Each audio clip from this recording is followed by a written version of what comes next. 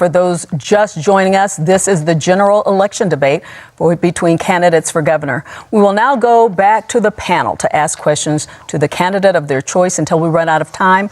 As a point of moderator privilege, I may also ask questions of the candidates, and I will determine when a rebuttal is appropriate. And I'm going to use that moderator privilege right away to ask some education questions. Mr. Kemp, if reelected, you've said you'll push for $65 million dedicated to fighting pandemic learning loss, hiring more counselors, and recruiting teachers to fill shortages. How do you respond to those who say you should have prioritized those academic-related issues over laws dealing with divisive concepts, parental laws, and obscene books in the past legislative session?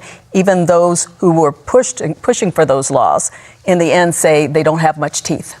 Well, look, we have been pushing for those things. You can talk to school superintendents around the state. We have worked with them really over the last year and a half, 2 years on learning loss. We've been working with our superintendents and other education groups. We've passed 2 different pieces of legislation dealing with the teacher pipeline, which is getting more teachers into the system.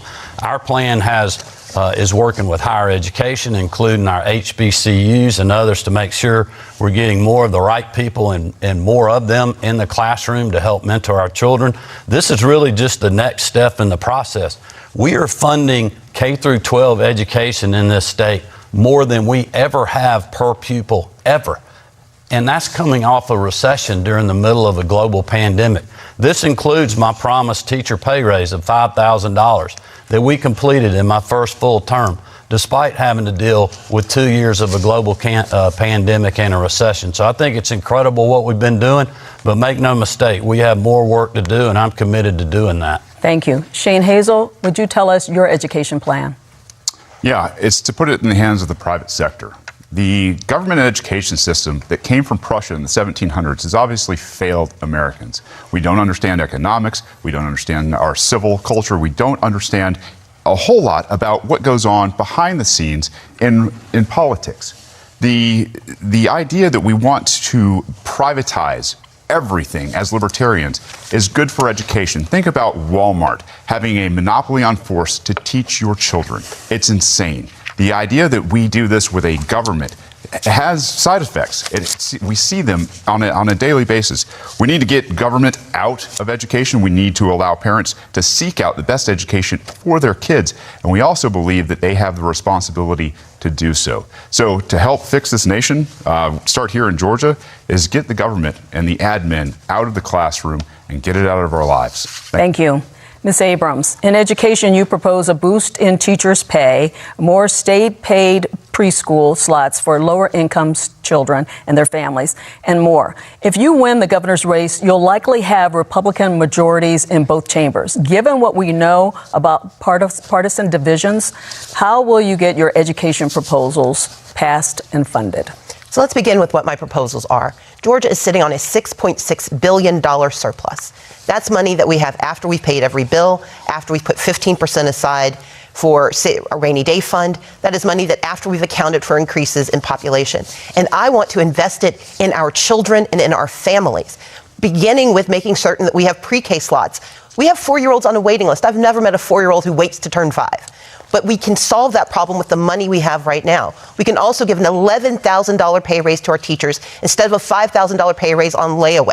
We can make certain that we are increasing access to the pipeline because teachers aren't in the pipeline because they can't make enough money to take care of themselves and their families. And that is why under this governor, we have a 67% retention rate. Any other CEO who lost more than 30% of their workforce would be fired. And that is why my plan is to use the resources we have today to plan for today and tomorrow. We've got the money, and we have economists in Georgia and national economists who have looked at my plan, and they say it works. Check my plan out at StaceyAbrams.com. Check my math. It works. Thank you. 30 seconds. Yeah, I'd just like to let people know that, look, my plan is to use the revenue that we have because we've been open. If Stacey Abrams had been your governor over the last 4 years, you wouldn't have that excess revenue because she wanted the state to stay locked down and criticize me when I opened it back up. We have, in fact, been using this revenue, and will do so in the future, to do another income tax refund and put the money back in your pocket.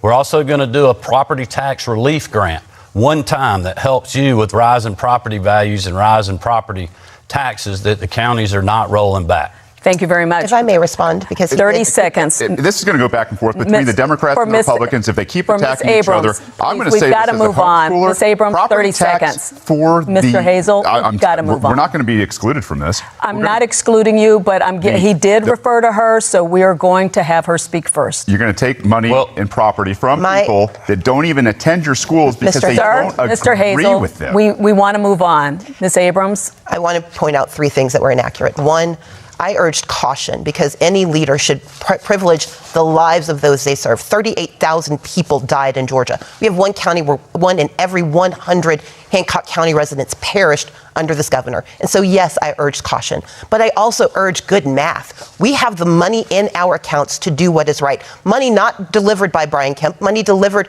by federal Democrats, and money that is delivered by hardworking Georgians who have generated the surplus, and they deserve investments in their lives. And the income taxes that we keep hearing about, 50,000 people are getting $500 million. The rest of us are going to see $193. Thank you. That is not a good return on investment. Shane Hazel, 30 seconds, please. It's stolen money. All of it's stolen money from people who have property. The fact that we have property tax in America has got to be one of the most un-American things I've ever heard of. There are a lot of us at homeschool because we don't believe in the government school system, and we are still fleeced every year to the tune of thousands and thousands of dollars to pay for a broken school system that we don't agree with. That's both of you guys. Well, Don, with all due respect, Ms. Abrams called me out again. All right. About these 30 seconds, and then we really are going to move on. But the federal money that we're able to use right now and spend is because our state was open. And we didn't have to use this federal money to backfill state revenues, which has put us in an incredible position to move forward in our state. Mr. Kemp, we're one of several states that have had the same exact experience. It is disingenuous to claim not having a conversation. We're going to move on. It's the people's money. We're going to move on, gentlemen, and Ms. Abrams.